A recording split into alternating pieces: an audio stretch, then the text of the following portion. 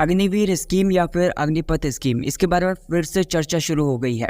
बहुत सारे लोग ये कह रहे हैं कि क्या अब इसे ख़त्म कर दिया जाएगा, क्योंकि बीजेपी के पास पूर्ण बहुमत नहीं है, 272 का आंकड़ा नहीं है। इसकी वजह से उनके जो सहयोगी दल हैं इन पर दबाव डाल रहे हैं। अब जो भी न्यूज़ निकल कर आ रही हैं, आप देख सकते हैं कि समाजवादी पार्टी के साथ ही बीजेपी की जो सहयोगी है जेडीयू, जो नीतीश कुमार की पार्टी है, उसने भी अग्निवीर स्कीम को रिव्यू करने की मांग रखी है। तो आइए हम इस मुद्दे को डिटेल से समझते हैं कि आखिरकार इसमें क्या प्रॉब्लम्स आ रही है, खासकर बिहार के पॉइंट ऑफ व्यू में, और जेडीयू अग्निवीर स्कीम पर दबाव क्यों बना रहा है। जैसे कि मैं आपको बता रहा था कि पिछले कार्यकाल में बीजेपी सरकार के द्वारा एक अग्निपथ स्कीम लाई गई थी, जिसके बारे में फिर से चर्चा शुरू हो चुकी है।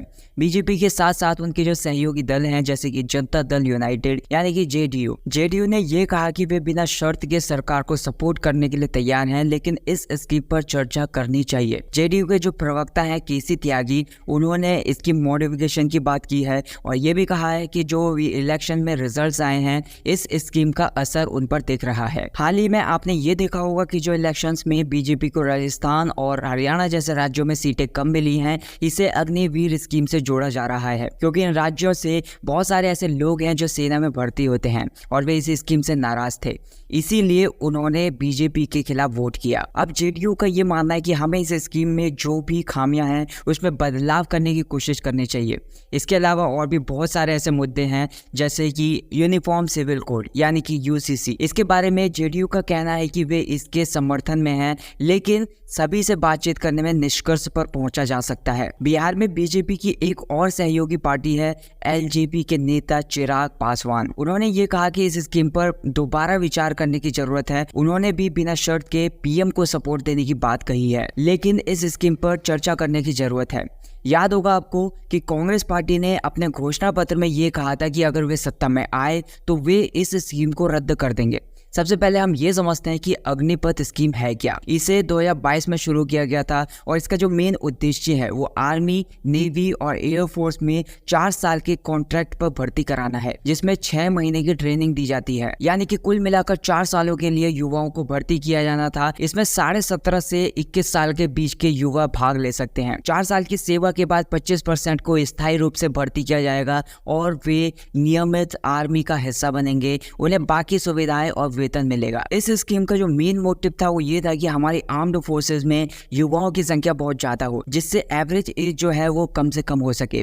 इसके तहत एयरफोर्स और नेवी में भी महिलाओं के लिए दरवाजे खोले गए हैं। आर्मी में महिलाओं के लिए भर्ती के रास्ते 2019 में ही खोल दिए थे, लेकिन अब बाकी सेवाओं में भी महिलाओं की भागीदारी बढ़ाई जा रही है। सरकार का ये कहना है कि वे आर्म्ड फोर्सेस को युवा बनाए रखना चाहते हैं। साथ ही सरकार का ये भी कहना था कि जितने भी ज्यादा से ज्यादा युवा इसमें शामिल होंगे, हमारी आर्म्ड फोर्सेस उतनी ही सक्षम और आधुनिक बन सकेगी, उतनी ज्यादा एडवांस हो सकेगी। 4 साल की सेवा के बाद जो लोग स्थायी भर्ती नहीं हो पाएंगे, वे समाज में वापस जाकर अपने अनुशासन और स्किल का उपयोग कर सकेंगे। हालांकि कुछ ऐसे एक्सपर्ट्स हैं, उन्होंने ये भी बताया कि सरकार का रक्षा बजट, खासकर पेंशन के खर्चे बहुत ज्यादा बढ़ रहा है, इसलिए सरकार ये चाहती है कि इस पैसे को आधुनिक हथियारों और टेक्नोलॉजी जैसे ड्रोन के निवेश किया जाए, उनमें इन्वेस्ट किया जाए, क्योंकि आज के समय में केवल मानव शक्ति पर निर्भर नहीं रहा जा सकता। अगर हम इस स्कीम के फायदों की बात करें तो अग्निवीरों की सैलरी 30,000 रुपए से शुरू होगी और 4 साल के बाद 40,000 रुपए तक पहुंच जाएगी। इसके अलावा उन्हें हार्डशिप अलाउंस, रिस्क अलाउंस जैसी सुविधाएं भी मिलेंगी। 4 साल की सेवा के बाद हर महीने उनकी सैलरी में 30% की कटौती करके एक सेवा निधि में डाला जाएगा। 4 साल के बाद अग्निवीरों को इस निधि से 11 लाख रुपए से ज्यादा की राशि दी जाएगी, ताकि वे इसका यूज अपने फ्यूचर के लिए कर सकें, जैसे कि एक छोटा बिजनेस शुरू कर सकते हैं। इसके अलावा ड्यूटी के दौरान किसी अग्निवीर की मृत्यु होने पर उसके परिवार को 1 करोड़ रुपए से ज्यादा की राशि दी जाएगी। साथ ही दूसरे लाभ भी मिलेंगे। अगर कोई भी अग्निवीर ड्यूटी के दौरान घायल हो जाता है तो उसे विकलांगता होती है, तो उसको 44 लाख रुपए तक की राशि दी जाएगी।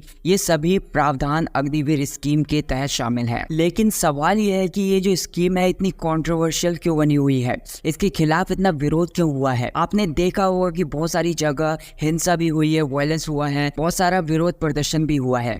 इसके आलोचक ये कहते हैं कि 75% रिक्रूट स्थायी सेवा में नहीं लिए जाएंगे, उनका फ्यूचर का क्या होगा, उन्हें तो ऐसे ही छोड़ दिया गया है, यही सबसे बड़ा सवाल उठाया गया था। इसके अलावा विरोधियों का ये कहना था कि 4 साल की सेवा के बाद सरकार कोई रिटायरमेंट बेनिफिट नहीं दे रही है, जैसे कि पेंशन और दूसरी सुविधाएं जो स्थायी सेवा में मिलती है।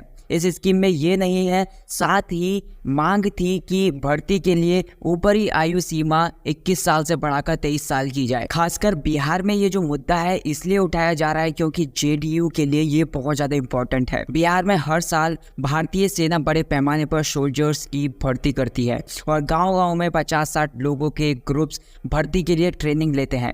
इसलिए जेडीयू चाहती है कि इस स्कीम में बदलाव किया जाए। अब सवाल यह है कि सरकार इस स्कीम के बारे में क्या योजना बना रही है। क्या सरकार इस स्कीम को बदलने का विचार कर रही है या इसे खत्म कर देगी। एनडीए की सरकार बनानी है तो क्या सहयोगी दलों के दबाव में सरकार कुछ बड़ा कदम उठाने जा रही है। देखो, मुझे लगता है कि इस स्कीम को फिलहाल खत्म नहीं किया जाएगा, लेकिन इसमें कुछ बदलाव किए जा सकते हैं। केंद्र सरकार ने पहले ही कह दिया था कि अगर जरूरत पड़ी तो आयु सीमा को 21 साल से बढ़ाकर 23 साल कर देंगे। इसके अलावा 4 साल की सेवा के बाद अभी भी 25% लोगों को ही स्थायी सेवा में लिया जाता है, लेकिन इसे 50% तक भी बढ़ाया जा सकता है। सरकार का ये कहना है कि वे इस बदलाव के लिए तैयार हैं।